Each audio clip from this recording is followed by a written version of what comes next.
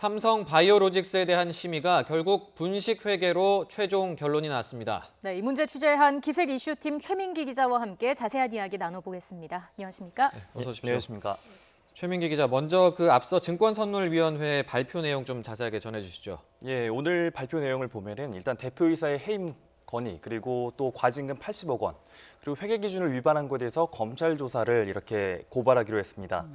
그리고 이 회계법인에 대해서도 나름의 중징계가 이어졌는데요. 직무정지가 내려졌고요. 또 그다음에 감사 업무도 제한하는 좀 비교적 무거운 이런 징계 내용이 담겼습니다. 이 오늘 증선의 조치로 이 삼성 바이오로직스 주식은 이제 코스피 시장에서 매매 거래가 정지가 됩니다. 네. 그리고 거래소의 상장 실질 심사 대상이 되는데요. 이제 그동안에는 이제 상장 폐지를 심의를 하고 그동안에는 매매 거래가 정지가 되는 거로 볼 수 있겠습니다.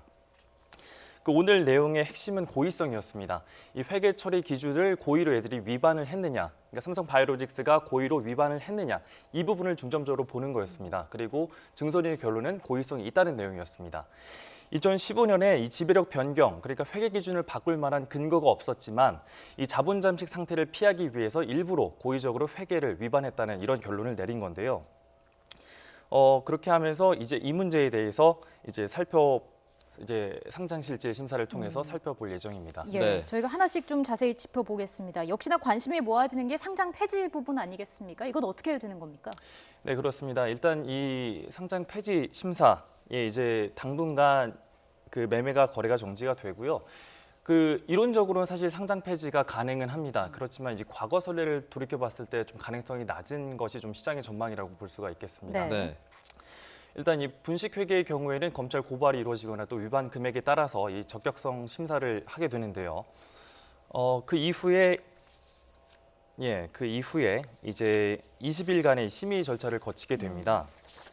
심의 절차를 거치게 되고요. 네, 20일 안에 상장 폐지 여부를 결론을 내려야 된다는 그렇습니다. 거죠? 영업일 기준으로 이렇게 진행이 되고요. 네. 이 실질 심사 제도가 도입된 게 2009년인데요. 이 한국거래소가 그 15일 이내에 이 바이오로직스에 대한 이 상장 폐지 심사 대상을 여부를 올리고요. 그거에 대해서 심사를 하는데 이제 그간에 이제 2009년도에 이 제도가 시행이 되고 나서 이 코스피에서 퇴출된 기업이 없었습니다. 네. 그러니까 이걸로 돌이켜 봤을 때 가능성은 좀 낮다 이렇게 볼 수가 있겠습니다.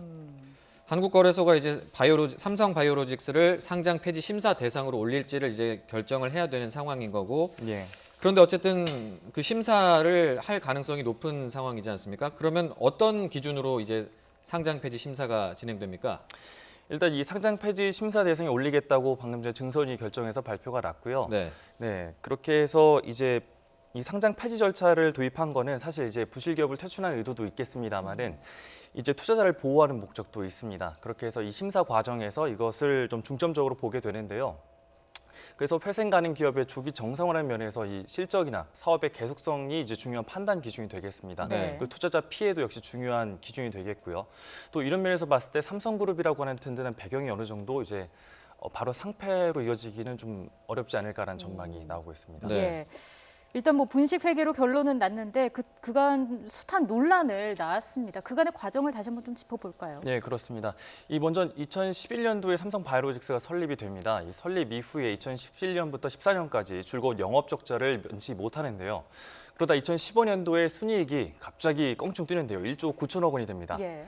이게 뭐 영업이익이 난 건 아니었고요. 이 자회사의 회계 기준이 변경이 되면서 이 자회사의 평가 이익이 2조 7천억 원, 이게 어떻게 보면 뻥튀기가 됐기 때문에 이것이 반영되면서 우량 기업으로 탈바꿈을 했습니다. 그리고 이 결과를 토대로 2016년에는 코스피에도 상장을 하게 되는데요. 사실 코스피는 그간에 영업이익이라든지 매출이라든지 보통 이런 것을 중점적으로 지속적인 영업성을 중심으로 심사를 해왔는데 네. 사실 이전에 시가총액과 자본만으로 들어올 수 있는 기준이 신설이 되는데 이 기준으로 들어온 것은 바이오로직스가 유일해서 그 당시에도 논란이었습니다. 네. 그래서 바로 이후인 2016년 12월에 이 심상정 의원과 이 참여연대가 이게 회계 처리 변경은 분식 회계라고 주장을 했고요. 27년에 금감원이 특별감리에 착수를 하게 됩니다. 그리고 1년 만인 2018년 5월 1일에 이 금감원이 삼성 바이오의 이 회계 기준 위반을 통보하게 되고요. 네. 이게 언론에 보도되면서 지금의 이 삼성 바이오로직스 사태가 불이 붙게 됐습니다. 그리고 6월에 이제 증선위 회의가 본격적으로 개최가 되고 지금의 이제 분식 회계 논란에 대해서 계속해서 이제 논의를 하게 되는데요. 그리고 그 콜옵션, 그러니까 삼성바이오는 제 1대 주주고요. 네. 에피스라고 한 자회사의 2대 주주가 바이오젠이라고 하는데 이 바이오젠에게는 이게 지분이 9%밖에 없었지만은 네. 원하면은 지분을 절반까지 살 수 있는 콜옵션 계약이 맺어져 있었습니다. 그래서 이 지배력이 바이오로직스가 지배력을 갖고 있지만 이것을 잃어버릴 수 있는 어떻게 보면은 이런 계약이 맺어져 있었던 거거든요. 그래서 이것이 이제 회계 기준 위반이 아니다. 이거 논란이 됐던 거고요. 예. 네. 그래서 이 부분에 대해서 증선위에서는 삼성바이오직스가 고의로 공시를 누락했다. 이 콜옵션의 존재를 2015년에서야 비로소 공시한 것은 이 회계 위반이다라고 이제 중과실 판단을 먼저 내렸고요. 네. 이때 먼저 내렸고 분식 회계에 대해서는 조금 유보를 했습니다. 그게 이제 오늘 나온 내용입니다. 네, 최민기 기자가 지금까지 이 삼성바이오로직스의 분식 회계 관련된 논란이 어떻게 이어져 왔는지를 설명을 해줬는데요. 그 분식 회계가 어떤 식으로 이루어졌는지 이 부분도 좀 한번 짚어주시죠. 예, 일단은 논란을 좀 말씀드리면 아까 말씀드린 것처럼 2015년으로 좀 거슬러 올라가야 됩니다. 네, 당시 이제 바이오로직스가 1조 9천억 원의 흑자 회사로 탈바꿈하는 거에서 시작을 하는데요. 말씀하신 것처럼 영업이익이 늘어난 것은 아니었고요. 이 바이오로직스의 자회사인 에피스의 가치 평가, 그러니까 장부상의 가치가 3,300억 원에서 5조 2천억 가량으로 대폭 늘어납니다. 네. 이 16배 정도의 엄청난 가치 폭등이거든요. 네, 그렇게 해서 가치가 그야말로 엄청나게 늘게 되고요.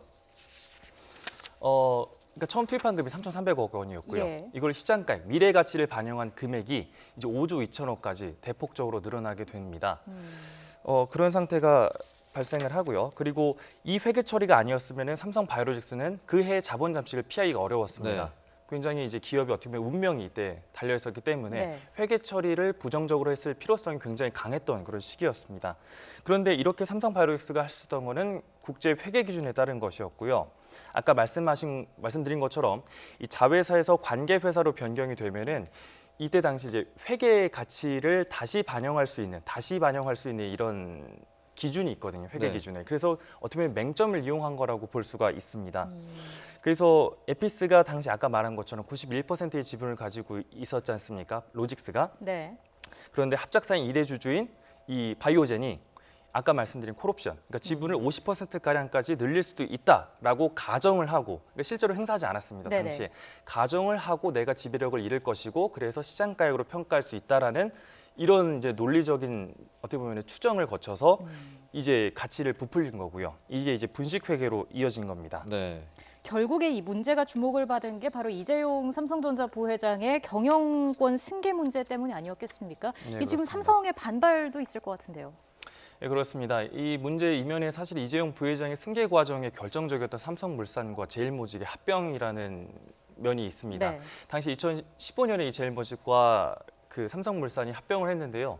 그 당시 합병 비율이 사실은 좀 제일모직에게 압도적으로 좀 유리한 비율이었습니다. 1대 0.35. 예. 그러니까 제일모직의 주식이 더 3배가량 비쌌던 거거든요.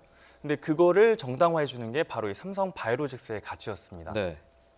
이 제일모직의 최대 주주가 당시 이재용 회장이었습니다. 그러니까 제일모직이 비싸게 합병이 될수록 이재용 회장의 부회장의 이제 이런 경영권 승계가 굉장히 유리해지는 그런 상황이었는데요. 그래서 이 바이오로직스의 가치를 부풀림으로써 제일모직 가치가 부풀려졌고 결국에 이 지배 구조가 합리화되는 그런 이제 논리가 성립이 된 거죠. 예. 물론 이제 이렇기 때문에 사실 이 경영권 전체로 봤을 때 삼성이 받는 타격이 어마어마할 수 있습니다. 그렇기 때문에 삼성바이오로직스가 이 오늘 입장을 내고 본인들은 분식 회계가 절대 아니다. 그렇기 때문에 이것은 행정소송을 통해 다시 이제 논의를 거칠 것이다라고 주장을 하고 있는 거거든요.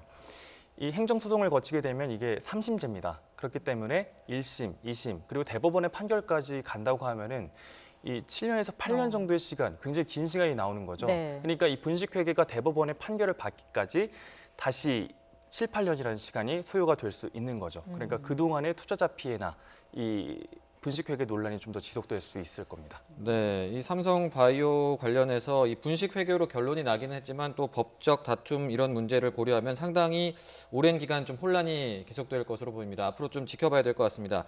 오늘 말씀 여기까지 듣겠습니다. 지금까지 기획이슈팀 최민기 기자와 함께 이야기 나눠봤습니다. 오늘 말씀 고맙습니다. 고맙습니다. 감사합니다.